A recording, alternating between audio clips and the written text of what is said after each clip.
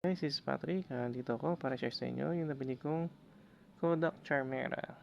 So, medyo nag-trending siya. Actually, sabi last year pa daw to, December nag-trend. Bali mini camera siya ng Kodak. Working camera siya pero parang keychain lang yung size niya. So, ayan. Ayan siya. Ang dami niyang design. Nabili ko to sa K-Lab Camera. So, parang official shop siya ng Kodak sa Philippines. Yung nabili ko to dun sa branch nila sa may Lucky Chinatown Mall, yung sa level 3. So, yun. So, nabili ko siya. Ang price niya, 2,450. So, sa ibang store doon, nakita ko parang 2,750 yata. Mas mahal siya ng 300. So, ayan. Kaya doon ako bumili. So, natuwa lang kasi parang vintage style kasi siya eh. Tsaka, wala lang. Parang nakakatuwa. Tapos marami siyang setup. So, ayan. So, bali ang gusto ko makuha dito, ano pala siya, hindi ko pala nasabi, mystery box siya, so hindi mo lang kung makukuha mo sa loob. Pero ang goal ko makuha dito is tong kulay yellow, tsaka itong gray, tsaka itong white na may konting ibang kulay. Pero kung makuha natin yung secret na transparent, hindi okay. So, ayun. So, ayun, buksan natin sa ilalim para medyo hindi siya masyadong pangit yung ibabaw. Pag ito kasi sa ibabaw, masisira yung logo. So, sa baba na lang natin siya bubuksan. Okay. Paano ba ito sa baba? Nasira talaga siya. Hindi siya mabubuksan ng hindi nasira.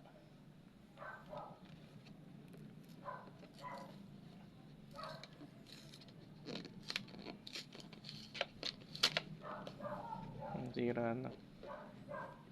Ating magwagan talaga. Pero at least sa baba siya. So, pwede natin i-tape na lang.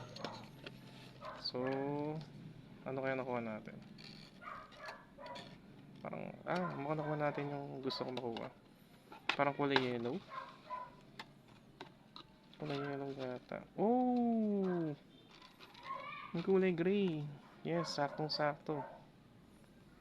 So, ayan siya. May kasama siyang parang collectible card na to. Guide. So, ayan siya. Vintage collection. Keychain. So, sobrang liit niya guys. So, ganyan lang siya.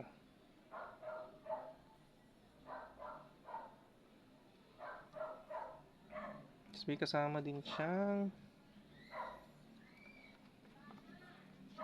parang mini poster. Mga design niya. So ayan yung secret. So, ayan. 7 photo filter and 4 photo frame. So, ayan siya. So, ang cute niya. So, may kasama siyang yung pang pag gusto mo siya in charge. Ito yung mo, type C. Ayan, tapos dito mo ilalagay yung SD card niya, micro SD, tapos yung type C. So, try natin na open. So, bang on and off na ito. Ito yata. Or hold. Ayun. So, ayan siya. So, ito ba yun? Select.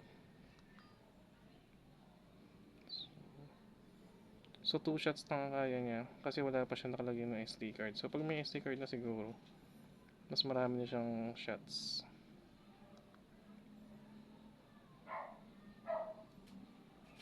Ito nga pa ng pipin natin. Mali.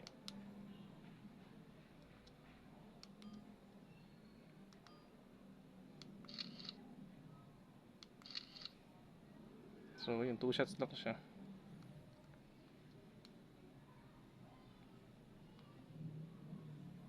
So, yun lang guys.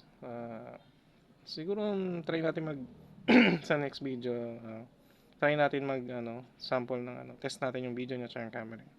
So, yun lang guys. Kung gusto nyo itong video na to, pa-like na lang, pa-share, and pa-subscribe. Yun lang guys. Maraming salamat.